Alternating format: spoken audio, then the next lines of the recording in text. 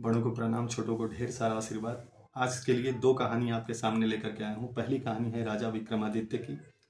शायद आप लोगों ने सुनी हो, बहुत कम ने सुनी होगी।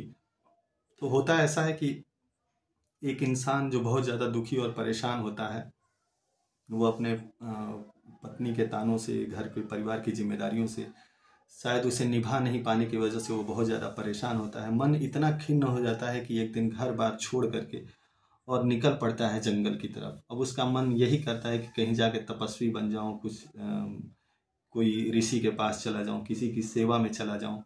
तो यही मन में सोचते हुए वो जंगल की तरफ चला जाता है। और तो जब वो जंगल में जाता है तो घने जंगल में उसकी मुलाकात एक ब्राह्मण से होती है जो समाधि में लीन थे। अब जब वो समाधि में लीन थे, जब व्यक्ति को अपनी तरफ आते देखा तो उनकी आंखें खुलती हैं और उस व्यक्ति की व्यथाओं को वो बस नज़रों से ही समझ लेते हैं।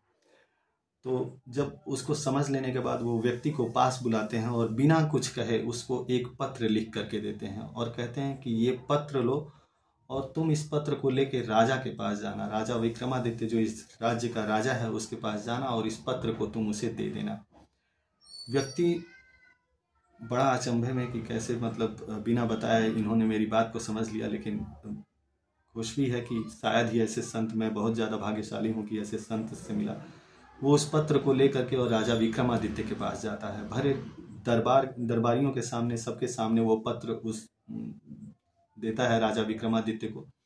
राजा विक्रमादित्य जैसे ही पत्र को देखते हैं और पढ़ते हैं तो देखते हैं उस पत्र में ये लिखा होता है कि जब जैसे ही ये पत्र तुम्हें मिले, बिना देरी किए तुरंत के तुरंत अपना राज्य इस ब्राह्मण को दे करके और इस जंगल में चले आना मेरे साथ रहने के लिए।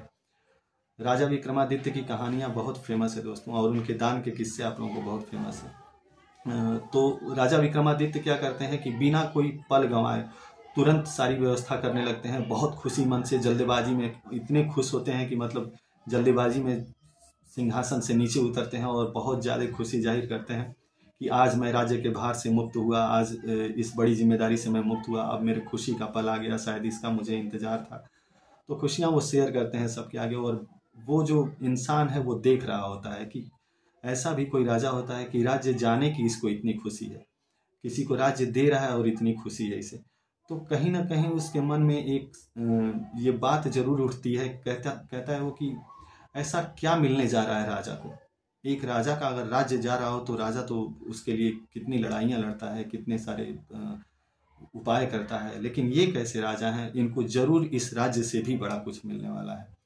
तो वो राजन से एक ही बात कहता है। वो कहता है कि राजन, शायद इस पत्र में कोई त्रुटि मुझे लग रही है, तो आप अभी के लिए अपने सिंहासन पे बैठिए, मैं एक बार फिर सोचता हूँ कि उन महान आत्मा से मिल करके आऊँ और ये निश्चिंत हो जाऊँ मैं कि उन्होंने जो लिखा है वही इसमें वो चाहते थे। तो वो पत्र को लेकर के वापस उस महात्मा के पास जाता है और जा करके बोलता है कि महात्मा, मैं समझ गया कि इतना बड़ा राजा जब बिना देर किए और बिना कुछ सोचे एक पल में राज्य को ठोकर मार सकता है और जंगल में आने को तैयार हो सकता है, तो इसका मतलब कि वो चीज़ बड़ी है, वो राज्य से भी बड़ा सुख है जो उसको यहाँ मिलता, वो मुझे चाहिए। महात्मा उसकी बात को समझ जाते हैं और उस दिन से उसको अपना शिष्य बना लेते हैं। और ये मार्ग था दोस्तों भगवत प्राप्ति का, भगवत आनंद का। तो जीवन आनंदमय हो जाता है। सबसे बड़ी बात, किसी ने सच ही कहा है कि मंदिर की जरूरत आपको तब तक है जब तक मन मंदिर नहीं बना है। जिस दिन मन मंदिर हो गया उस दिन भगवान हर जगह दिखाई देने लगते हैं। तो दूसरी कहानी दोस्तों जो आपसे शेयर करने वाला हूँ, ये कहानी है एक बैल की। कि जब एक बूढ़ा बैल जब हो जाता है, वो कुएं में गिर जाता है, तो बैल का जो मालिक होता है वो परेशान होकर के बहुत कोशिश, बहुत जतन करता है। कभी रस्सी से, कभी लोगों से मदद मांगता है। बहुत सारी कोशिशें करने के बावजूद भी जब अपने प्यारे से बैल को वो निकाल नहीं पाता है, तो उसको अब वो समझ जाता है कि शायद इसका यही अंतिम जगह है और अब शायद मैं खोने जा रहा हूँ इसको।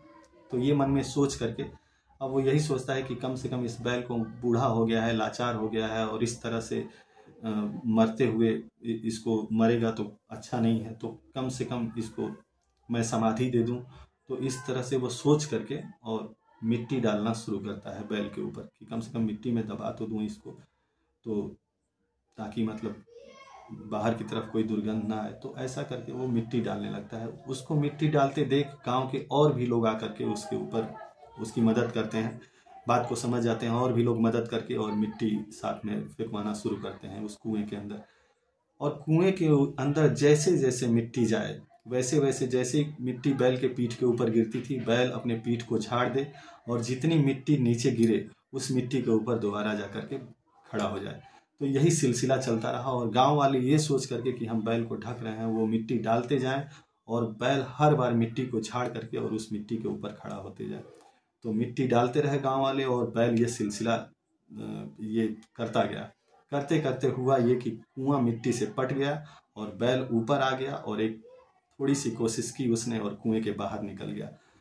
तो इस कहानी से हमें ये सीख मिलती है कि हमें सकारात्मक रहना चाहिए। अगर हम सकारात्मक हो करके किसी दिशा में बढ़ रहे हैं तो हमें हमें जो बल होता है, बल भगवान देता ही देता है। अगर हम कोशिश ही नहीं करेंगे तो भगवान भी हमें फिर वो मदद नहीं करता है। तो अगर हम कोशिश करें एक सकारात्मक सोच के साथ आगे बढ़ने के लिए तो हर परिस्थिति से, हर दुख की घड़ी से उबरा जा सकता है। क्योंकि जब भी आप बढ़िए तो ये सोच के बढ़िए कि भगवान आपके साथ है, ऊपर वाला आपके साथ है। तो उम्मीद करता हूँ कि इन दोनों कहानियों से आपको बहुत कुछ सीखने को मिला होगा।